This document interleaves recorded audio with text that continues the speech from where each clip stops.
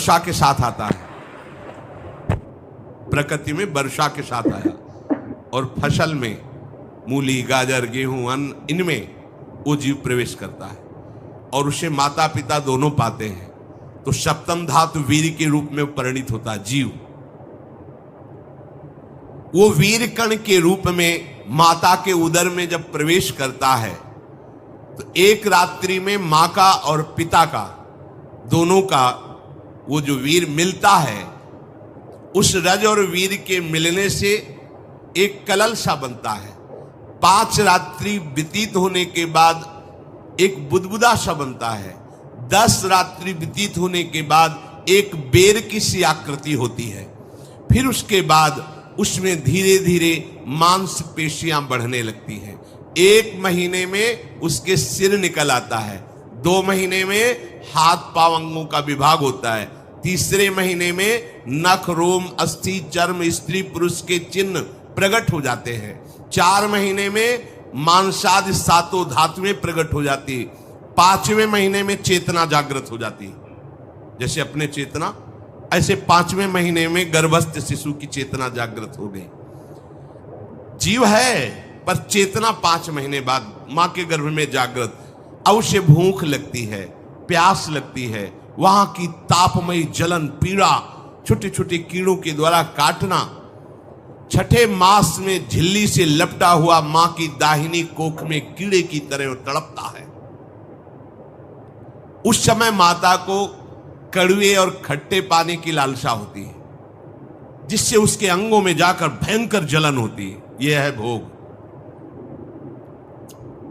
वो कृमि कीड़े की तरह तड़पता है। मलमूत्र के गड्ढे में बीच में झिल्ली में बंधा हुआ वो जीवात्मा सुकुमार तो होता है, वहां के कीड़े उसे नोचते छोटे छोटे, वो तड़पता है। माता प्रसन्न होती कि जब बच्चा हिलता है, बोले है उसकी दुर्गति हो रही, वहां भयंकर कष्ट पा रहा है। ऐसा क्लेश होता है कि क्षण क्षण में बेहोश होता रहता है। माता के खाए हुए कड़वे, तीखे, गरम, नमकीन, रूखे, खट्टे, यही पदार्थ पाने की इच्छा होती है माता, क्योंकि उसको भोग भोगना है। उसके कोमल शरीर में भयानक पीड़ा होती है जब माता ऐसे पदार्थ खाती है। गर्भाशय की झिल्ली में लिपटा हुआ, आंतों और मलमूत्र से घिरा हुआ सिर, पेट की और पीठ और गर्दन एक कुंडलाकार, ऐसे कंकण जैसा, ऐसी आकृति गर्भस्थ शिशु की होती है।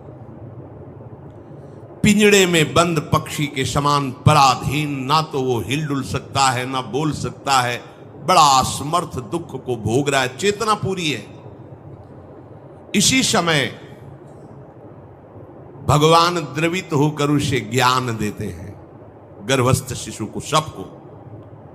जी उसे ज्ञान होता है तो सैकड़ों जन्म के कुकर्मों से याद आते हैं, सैकड़ों जन्म के। ओहो, ये मेरे कर्म का ही फल, मैंने ऐसे कर्म किए इसलिए ये दुख भोग रहा हूं। बेचैन हो जाता है, कैसे निपट पाऊंगा, सैकड़ों जन्म के कर्म जमा है। अब महान अशांति उसके हृदय में, उस शरीर में भयंकर पीड़ा। कुंडलाकार शरीर है, हिल भी नहीं सकता है, बस कीड़े काटते, बड़ी तड़पन, बड़ी जलन, भूख प्यास की जलन। अब एक और भयानक जलन हुई, उसे स्मरण हो जाता है कई जन्मों के, सैकड़ों जन्मों के पाप कर्मों का। 7वां महीना आरंभ हुआ कि ज्ञान का उन्मेष हो गया। अब प्रसूति वायु उसे चला रही है, तड़पता है वो। सप्त धातु में स्थूल शरीर से बंधा हुआ वो जीव भयभीत होकर के पुकारता है, अगर कोई भगवान है तो एक बार मुझे यहां से निकाल दे। वो विनय करता है भगवान से, कोई अगर भगवान है जिसने मुझे इस बंधन में डाला है, एक बार निकाल दे यहां से, जाके केवल भजन करूंगा। जीव कहता, जंतुरुवाच तस्योपशन्नमवितुम जगदिच्छयात् नाना तनोर्भुवि चलच्चरणारविंदम सोहम ब्रजामि शरणम रकुतो भयम में येने दृशी गतिरदर्श सतोनुरूपा। हे प्रभु, मैं बड़ा अधम हूं। ये ज्ञान भगवान की तरफ से गर्भस्थ शिशु को होता है। देखो, स्वयं वो इतना कष्ट पा रहा है, फिर जब आप गर्भ हत्या करते हैं तो आपका पाप कितना बड़ा होगा, सोचो। सब माताओं से विनय है, संयम से रहो, सावधान रहो। ये हत्या ऐसी नहीं कि तुम्हारे दान पुण्य से क्षमा हो जाएगी। ये जो भ्रूण हत्या है, गर्भ हत्या है, बहुत बड़ा पाप है। आप लोग अज्ञान के कारण इसको ध्यान नहीं देते, इसे खिलवाड़ समझते हो। कितना ज्ञान है। बेटी ही मां है, बेटी ही बहन है, बेटी ही पत्नी बनती है, बेटी ही किसी के जीवन को धारण करने वाली बनती है। और आपने गर्भ में देख लिया बेटी है, तुम स्वयं मां होकर उसका साथ दे रहे हो, उसका नष्ट करने के लिए। तुम्हारी तो बात ही समझ में नहीं आती, क्या बुद्धि भ्रष्ट हो गई। अगर पुरुष का इतना महत्व है तो बेटियां ना हो तो तुम्हारी कौन सी गति होगी, सोचो जरा। जीना मुश्किल हो जाएगा तुम्हारा। तुम पुरुष किस काम के रह जाओगे। तुम्हारा अर्धांग काट दिया जाए तो तुम कैसे होगे।